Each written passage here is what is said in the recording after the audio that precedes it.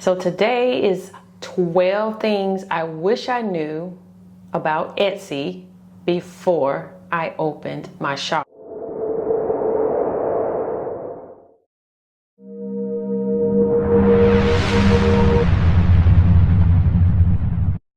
So sorry I haven't been here in a while. And I have a list of things here that I'm going to go over. I wrote them down so that I can stay on topic. Number one is I wish I understood SEO before I got started with my Etsy shop, because the titles and descriptions in your listings are very, very vital. Extremely vital. You can't just throw anything on there and on a wall and hope it sticks. That's just not how it works. Most sellers cannot list anything without thorough research. And the reason I say most sellers, because I have seen where some people or some sellers have just gotten extremely lucky. They started out with something that they've always liked, not really doing the research, and it ends up being a hit. While most of us have to do the research to see if it's something that someone wants, and that's what I wish someone had told me. Okay, the next one is number 3, how to price items and mark the prices down. No one showed me, no one told me. I just noticed all of a sudden that people were marking, or sellers were marking down their listings, and I had no clue how. I thought that it was something that was easy to do. It's not hard now that I know how to do it, but it's a thing of looking in your back office and getting to know your back office very well. And I thought that Etsy would have something in the back office, as long as they've been in business, with more pointers or something in the back office to show me exactly where things are. So it took me a while to, learn my way around, and I wish someone had warned me of that. Also, I wish I had known that where the best places to purchase mock-ups if you don't know how to create your own mock-ups. I wish I had known where to find the best, exactly just the best mock-ups. And in my opinion, the best mock-ups, the absolute best mock-ups, hands down, is on Etsy. So if you're looking for mock-ups, I suggest, if you want some really, really pretty ones and you don't have to buy a lot of them all the time, because again, that is going to be single purchases. But if you have, already know what you're going to be using or doing in your shop, you have a clear plan, then I suggest the mock-ups from Etsy. There are other places to get mock-ups, and there are those places I did purchase from, but they're just not as pretty and crisp and easy to use as I found them to be on Etsy. So I just wish someone had told me that. And I hope you bear with me, because I'm going to be a little chatty here, because I want to be very informative for the next person, because when I figure out something, I try to create content where it can give you value, because I've had to really struggle. This has been a really huge learning curve for me. Okay. Also, I didn't know that buyers can ask for a refund if it is a digital product. You typically don't give refunds for digital products, but there are some times where I think it calls for a refund. And here's one quick example. Just this past Saturday, I'm saying this past Saturday. Today is Saturday. This just yesterday, I had a buyer that wanted a refund because I was having problems with one of my digital products, and I couldn't figure out for the life of me why in a, just a decent amount of time. I think there was a long time lapse before she could actually get her product, or would have been able to get it. And I tried to converse with her, and I could tell at some point she was just done with me. And so she requested a refund. And even though I didn't give her the refund right away, I was still trying to deliver on a promise. And once I figured it out, she still didn't respond to me. So I saw something in the back office near her purchase that said something about a request or something lit up. I can't remember what it said at this point. But anyway, I just ultimately gave her a refund because I put myself in her shoes. And had I not gotten something that I've been wanting or trying to work with, it could have been something that was time sensitive that she was purchasing. And if it were me, I would want a refund. My number six is I found out that I needed a lot more patience than I thought I would have to have. I've always been out here hustling legally for myself. And this by far has been one of the most difficult things that I've ever done. Next is I didn't need the supplies that I thought I would need. I have tons of supplies. I have a Cricut machine.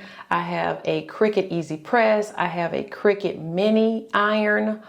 I have 2 printers, one for sublimation, one for just regular print and cut. I have scales, a milling scale. I mean, the list can go on. I have lots of vinyl, all sorts of things just to end up doing digital products on Etsy. I wish someone had told me. Also, number 8, creating listings can be very, very difficult until you get more practice. When you go on someone's Etsy shop, and you see all their listings and they're all nice and detailed, it looks like it's so simple. Number 9 is listing items on trend. Now this was a big one for me. I never realized that I would have needed to do my research, find out what's trending, because I needed to list things that are on trend. And what I see and think is cute, I think that everybody else is going to think is cute. I think this is hitting up against my necklace, so we're not going to let those clicking and clanging mess up my video. So let's see if we can move it somewhere else. I just thought, ooh, I'm artsy and people are going to love my crafts, and I'm going to just make so much money. And it looked like I know how to dance when I did that, but I have 2 left feet, okay? So don't think there's some rhythm over here, because it's not. Make sure you watch every detail when you're creating your listings for Etsy, and particularly Etsy.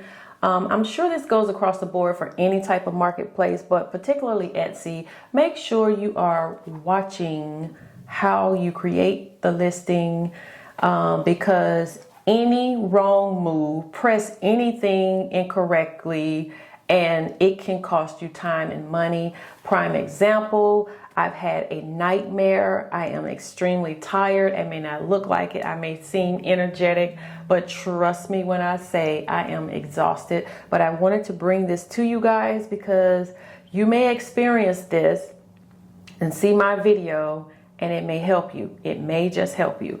So, quick example, I created a digital product, and every time someone purchased it, I got an email asking how to access the product. The purpose of my Etsy shop is to have passive income, to generate passive income.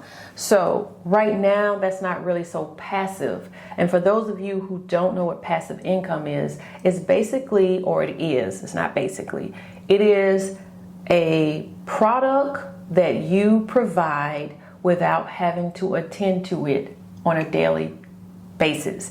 You don't have to attend. Once it's listed, once it's done, your part is over. People, buyers will pay for it. The money will go to your account, and you're done. While you're sleeping, you should be making money. So hopefully I can get that straightened out. Pray for me. All right. So number 11 is Etsy will put you on vacation mode, meaning you need to get yourself together. If your shop is not set up and following the requirements, then your shop will be shut down for vacation mode.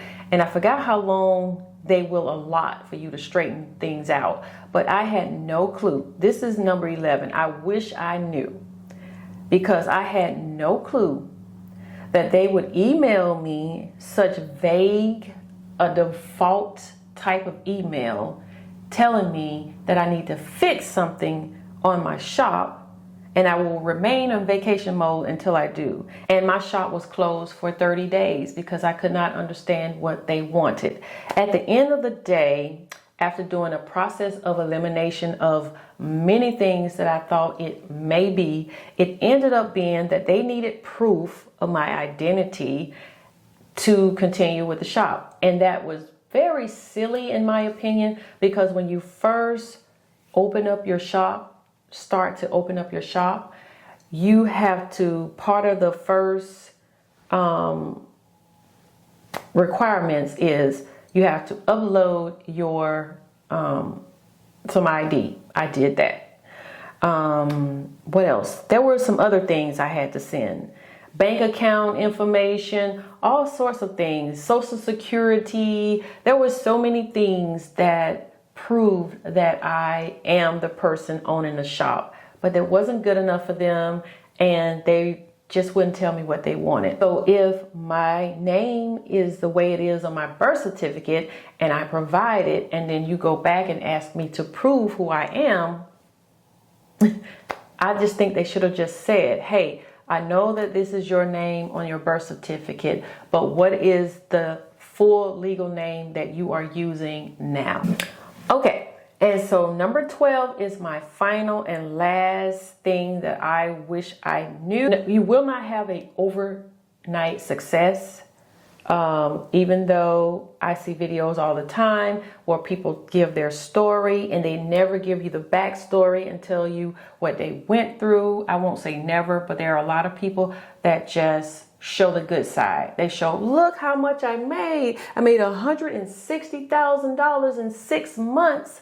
Oh boy, look at me. I started out making $4,000. Now I'm making $160,000. They don't tell you the hard part is that you're not always going to make a lot of money. It's not always going to be overnight. And I can show you with my screenshot here what I made last night on Etsy. Okay? So that's it, guys. Thank you for tuning in to this video. I hope it's very, very helpful to you. And I will definitely see you guys real soon. I'm going to try to get a little bit more consistent, but I've been working on that Etsy shop, guys. And by the way, before I go, I have another shop that is on hold, and I'll explain to you later on another video why it's on hold. But I am creating t-shirts over there, and I want you to see one of the t-shirts that I was hoping I was going to sell for Father's Day, but since Shopify have me on hold, and I don't want to do physical products on Etsy, I'm going to keep that all digital, and I'm going to keep it separated. So I'm going to have a Shopify side. I'm going to go back to Teespring, which they're just called Spring now. And I believe there's another marketplace called Rebuttal or something like a Redbuttal, one of those. I'm going to be also going over there. Now on my Teespring site that I will have, and once I get it, I will come back and let you guys know. It's going to be mostly, I think I'm going with the religious route. So there are going to be a lot of religious type t-shirts there. I'm just going to keep everything separated. And then on Shopify, it's going to be more or less anything that's relevant, relevant to you, relevant in the news, the latest trends, all those types of shirts, those fun shirts. So that's it, guys. I just wanted to let you guys know. Don't forget to go check out my Etsy shop. I'm going to leave it in the description. And a lot of times, and I don't know why, because YouTube is so funny, And I do apologize for the long outro, but if you are still here watching me, thank you so much for your support. But a lot of times if you see links missing in my description, although I mentioned in the description that there's a link, then you best believe YouTube deleted it, okay? So I will do my very best. I'll probably put my Etsy shop on the screen so that in case they delete it in the description, you'll still have it. Thank you all for your support, and I'm gonna thank you all in advance for supporting my small business, and I will see you in the next video.